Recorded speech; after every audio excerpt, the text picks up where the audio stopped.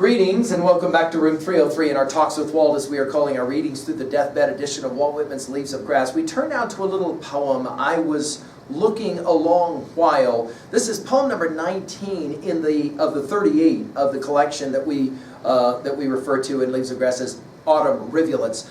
Again, we've pointed out autumn, that which is kind of old, and rivulets, that which is new. There's going to be a lot about the new here. He's going to use this word modern, and it's going to remind us that, of course, Mary Shelley, her subtitle of her novel, Frankenstein, was the modern Prometheus. And when we hear that word, we're usually thinking about technology and the rise of technology. And of course, Whitman was very influenced by all of that. Here we're going to see again Whitman's optimism. Go back to earlier lectures when he talked about always wanting to be on the sunny side. And we're going to see a level of optimism that we'll actually finish our lecture with, and asking about how you interpret his optimism. Where do you go with it? Now, our assumptions are that you've been with us at LearnStrong.net, down that left-hand side, Talks with Walt, our playlist, and that you've been with us from that very first invitational word come all the way up to and including all of the inscriptions poems. Some have seen this poem as worthy of being in the inscriptions collection. We did give a set of introductory comments to Autumn Rivulets that I'm hopeful you've already worked with, and then we just finished with Common Prostitute. Now, our Nortons will tell us, give us a little bit of insight here, that this poem was first published as Chance Democratic number 19 in Leaves of Grass 1860, and took its present title in 1867. Only minor revisions appear in the comparison of printed texts. At least 3 years before publication, trial drafts of 4 of its lines were entered in an 1856-57 notebook. In an announcement of purpose, it could well have been an inscriptions poem, no question. I want to focus here in this poem looking at Whitman as a looker, as one who is seeking, as one who is curious, as one who is a discoverer, and in that regards, almost Odyssean-like. Now, I want to take us back to Song of Myself, passage 4, and you'll remember this set of lines. These come to me days and nights and go from me again, but they are not the me myself.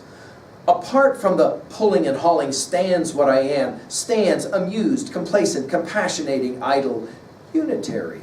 Looks down, is erect, or bends an arm, or an impalpable certain rest, looking with side-curved head, curious what will come next, both in and out of the game, and watching and wondering at it. Now, we use that set of lines as inspiration for our study of Song of Myself, that idea of looking, always curious. We're going to see that here as well. He says it this way.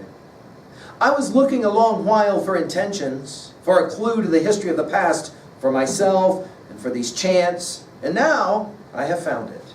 It is not in those paged fables in the libraries, them I neither accept nor reject. It is no more in the legends than in all else. It is in the present. It is this earth today. It is in democracy.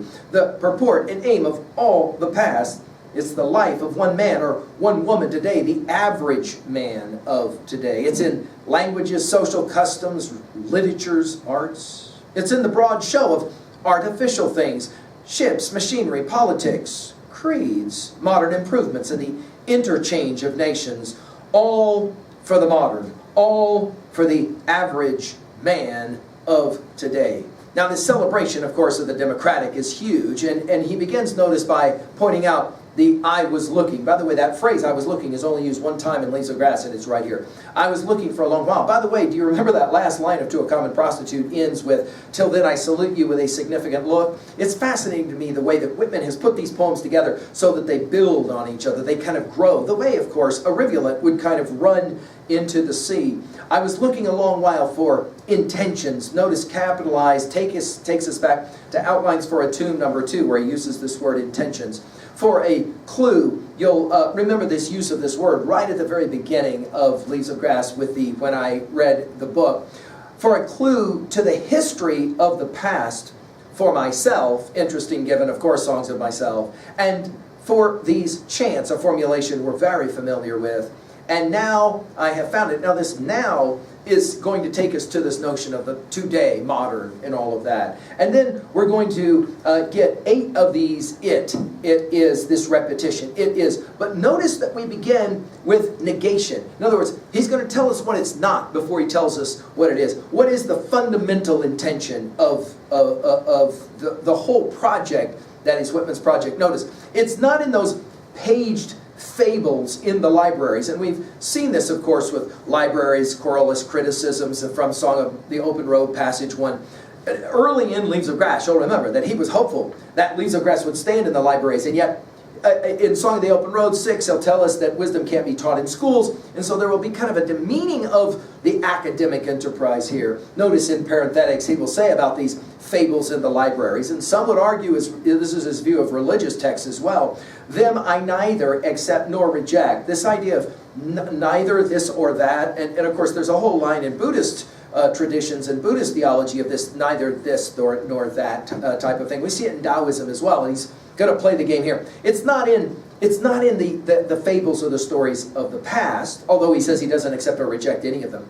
It's, again, that idea of transcending and including comes to mind. It's no more in the legends than in all else. In other words, whatever it is, and certainly this is our argument of studying Leaves of Grass, whatever is of value in Leaves of Grass, obviously there's some value for studying history, and we've commented on Whitman as person, but we're far more interested in what Leaves of Grass has to say to us right today. Like, what is it that we will be speaking of today as it relates to Leaves of Grass?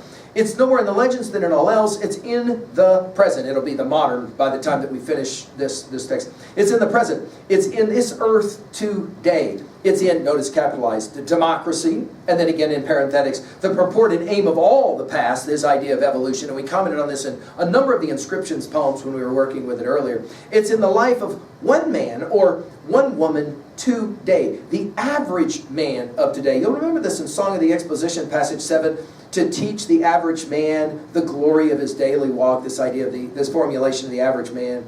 And when we studied I Hear America Singing at the very beginning in inscriptions, he was playing a very similar kind of game. In other words, it's so important that all are valued, the average man. And then he'll give us a list. Notice it starts with 4. Languages, social customs, literatures, arts, the arts and the classics and all of that. It's in the broad show of artificial things. By here artificial, he means, of course, technology, right? Ships, machinery, politics. It's interesting, his listing, isn't it? Politics.